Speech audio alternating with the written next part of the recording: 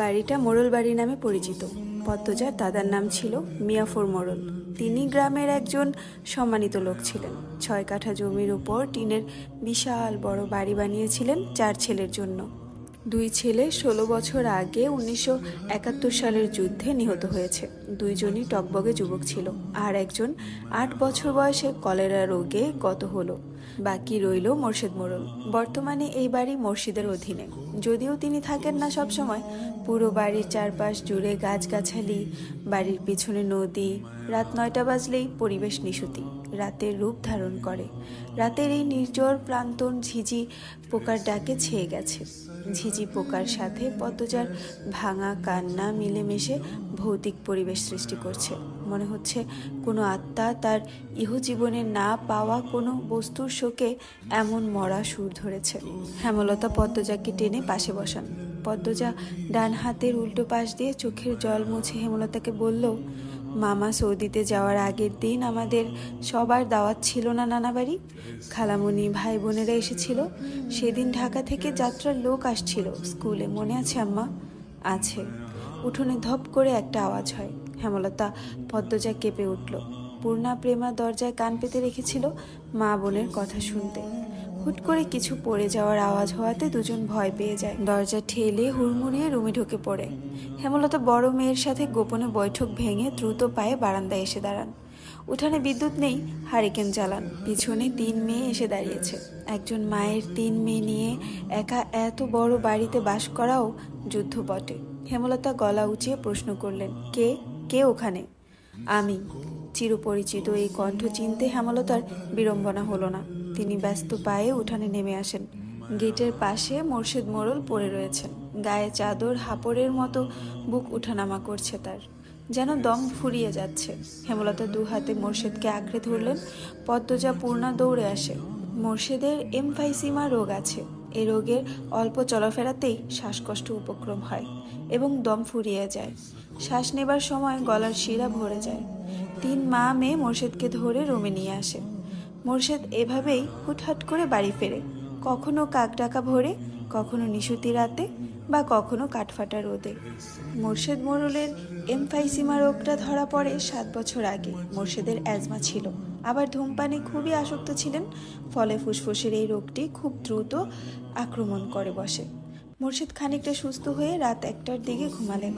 পূর্ণা প্রেমা রুমে গিয়ে শুয়ে পড়েছে। পদ্মজা বারান্দার রুমে ঝিম মেরে বসে আছেন।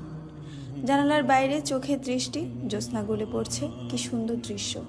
পদ্মজার মন বলছে মা আসবে তার খোঁজে, পুরোটা ঘটনা শুনতে আসবেই। সত্যি তাই হলো।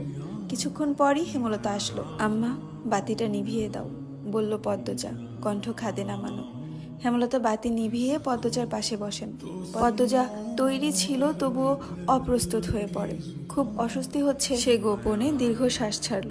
পদ্মজা তখন 4র্থ শ্রেণীর ছাত্রী, বয়স ছিল 10। খুব কম বয়সেই তাকে স্কুলে পাঠানো শুরু করেন হেমলতা। সেদিন নানা বাড়িতে সবার দাওয়াত পড়ে। হানিফ চলে যাবে সৌদিতে, তাই এত আয়োজন। পরিবারের মিলন আসর বসে। স্কুল মাঠেও সেদিন নাচ গান অনুষ্ঠিত হয়। বাড়ির সবাই সেখানেই চলে যায়। বাড়িতে থাকে শুধু পদ্মজা, পদ্মজার বৃদ্ধ নানা আর হানিফ। পদ্মজা ঘুমেছিল, তাই বাকিদের সাথে যেতে পারেনি। যখন ঘুম ভাঙে, আবিষ্কার করলো বাড়িতে কেউ নেই। মোর্শেদ হঠাৎ করে অসুস্থ হওয়াতে হেমলতা বাপের বাড়িতে উপস্থিত ছিল না। পদ্ম নাকি? পদ্মজা বাড়ি থেকে বের হওয়ার উপক্রম হতেই কানে আসে হানিফের ডাক। পদ্মজা মিষ্টি করে হেসে মাথা নাড়ালো। হানিফের লোলুপ দৃষ্টি তখন পদ্মজার সারা শরীর ঘুরে বেড়াচ্ছে। এইটুকু মেয়ের ফর্সা চামড়া, বিকৃত মস্তিষ্কে হানিফকে যেন বড্ড টানে। আয় তো, আমার ঘরে আয়। সহজ সরল শিশুসুলভ পদ্মজা মামার ডাকে সাড়া দিল। সে শুনেছে মামা ভাগ্নে যেখানে, আপদ নেই সেখানে। অথচ সেই দিন সে মামাকে ঘোর বিপদ হিসাবে জানল। পদ্মজা রুমে ঢুকতেই হানিফ দরজা লাগিয়ে দিল।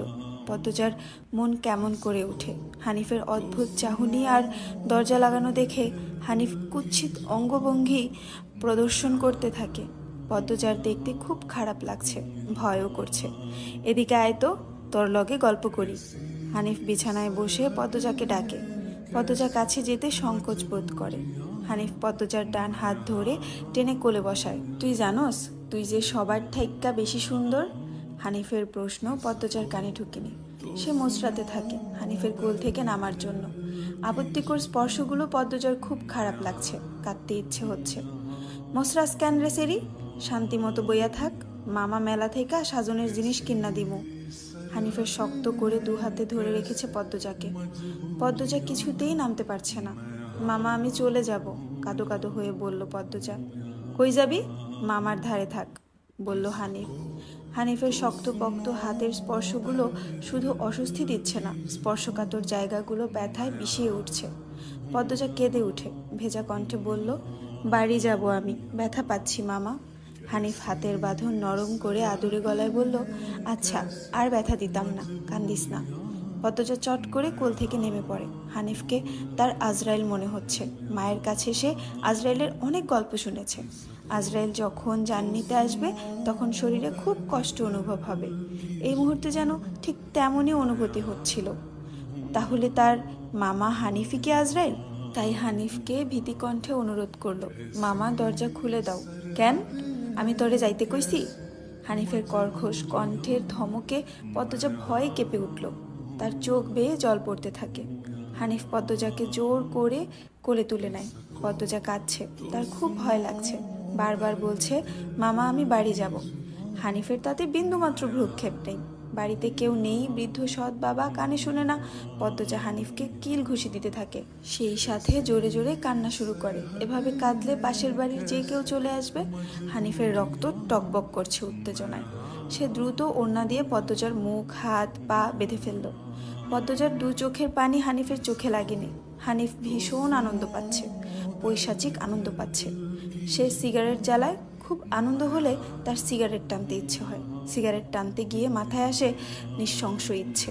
নাক মুখ দিয়ে ধোঁয়া উড়িয়ে সিগারেট দুই আঙ্গুলের মাঝে রেখে পদ্মজার বাম পায়ের তালুতে চাপ দিয়ে ধরে রাখে। পদ্মজা হাউমাউ করে কেঁদে উঠল। হেমলতা দু হাতে শক্ত করে মেয়েকে বুকের সাথে জড়িয়ে ধরেন। পদ্মজা কাঁদতে কাঁদতে বলল, আম্মা তখন আমার খুব কষ্ট হচ্ছিল, আমার দমটা বেরিয়ে যাচ্ছে মনে হচ্ছিল, আমি তোমাকে খুব